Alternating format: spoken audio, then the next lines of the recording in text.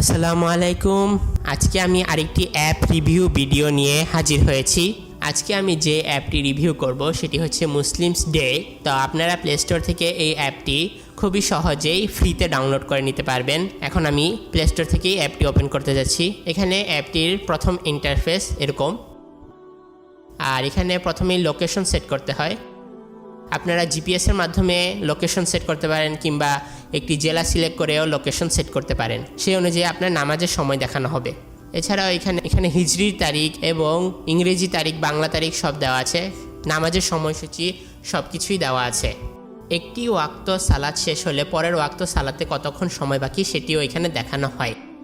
সালাতের নিষিদ্ধ সময়সূচিগুলো এখানে দেয়া আছে। এখানে আমরা আরেকটি ফিচার দেখছি, নফল সালাতের ওয়াক্তসমূহ। এখানে তাহাজ্জুদের সালাত সহ অন্যান্য যেসব নফল সালাত আছে সেই সকল নামাজের সময়সূচি দেয়া আছে। সময়সূচিগুলো সাধারণত আপনার লোকেশন অনুযায়ী দেখানো হয়। বিশেষ দ্রষ্টব্যতে এখানে কিছু ফ্রিকোয়েন্টলি আস্ক কোয়েশ্চেন আছে।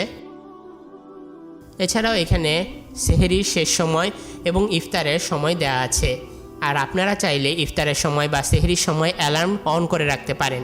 এখন আমরা যদি ক্যালেন্ডারে যাই তাহলে এখানে আমরা ক্যালেন্ডার পাচ্ছি, খ্রিস্টাব্দ ক্যালেন্ডার বা ইংরেজি ক্যালেন্ডার, এবং এখানে প্রত্যেকটি নামাজের সময়সূচি দেওয়া আছে। আমরা অডিও কোরআন শুনতে চাইলে কোরআনে ক্লিক করব। এরপর এখান থেকে আমরা যেই সূরাতে ক্লিক করব সেটির অডিও অন হয়ে যায়। এখানে কোরআনের সকল সূরা অর্থাৎ 114টি সূরা আছে। আমরা চাইলে তেলাওয়াতের কারি নির্বাচন করতে পারবো। দোয়া অপশনে আমরা অনেক গুরুত্বপূর্ণ দোয়া পাচ্ছি, যেমন সালাতের সময়ের দোয়া। সালাতের ক্ষেত্রে আমাদেরকে কি কি দোয়া পড়তে হবে সেগুলো আমরা এখানে পেয়ে যাচ্ছি। আমরা এখানে দোয়ার আরবি এবং বাংলা অর্থসহ পাচ্ছি, সেই সাথে দোয়ার রেফারেন্সটাও পাচ্ছি। এছাড়াও এখানে আছে দৈনন্দিন জীবনে যে সকল দোয়া পড়তে হয় সেগুলো, সাওমের সময়ের দোয়া। এছাড়াও সকাল সন্ধ্যার জিকির রয়েছে।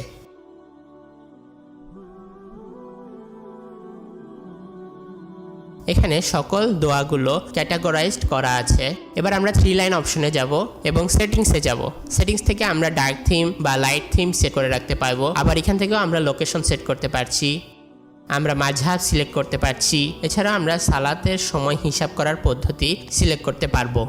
এখানে হিজরি তারিখ আছে, ইংরেজি ক্যালেন্ডার অনুযায়ী আমরা রাখতে পারবো বা হিজরি ক্যালেন্ডারের নিয়ম অনুযায়ীও আমরা রাখতে পারবো। হিজরি তারিখ সমন্বয় করতে পারবো। আর সবশেষে এখানে সেহরি এবং ইফতারের সাইরেন এনেবল করতে পারবো। এছাড়াও নোটিফিকেশন এনেবল করতে পারবো। নোটিফিকেশনের মাধ্যমে আমরা যে টাইমে নোটিফিকেশন সেট করব সেই টাইমে আমাদেরকে একটি হাদিস শো করা হবে।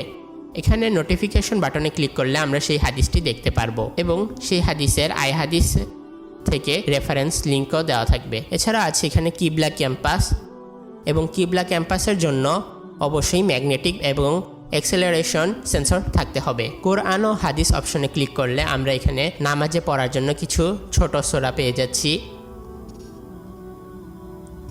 এছাড়াও রোজা, নামাজ, জাকাত সম্পর্কিত হাদিস পাচ্ছি। এখানে মাসালাতে ক্লিক করলে ওযু ভঙ্গের কারণ, সাওম ভঙ্গের কারণ ইত্যাদি বিভিন্ন গুরুত্বপূর্ণ বিষয় আমরা পেয়ে যাচ্ছি। প্রচলিত ভুলে আমরা জাল হাদিস বা সাওম সংক্রান্ত ভুল ইত্যাদি আমরা পাচ্ছি। তসবিতে ক্লিক করলে আমরা এখানে তসবি গণনা করতে পারছি ক্লিক করার মাধ্যমে। আবার তসবি রিসেট করে রাখা যাচ্ছে।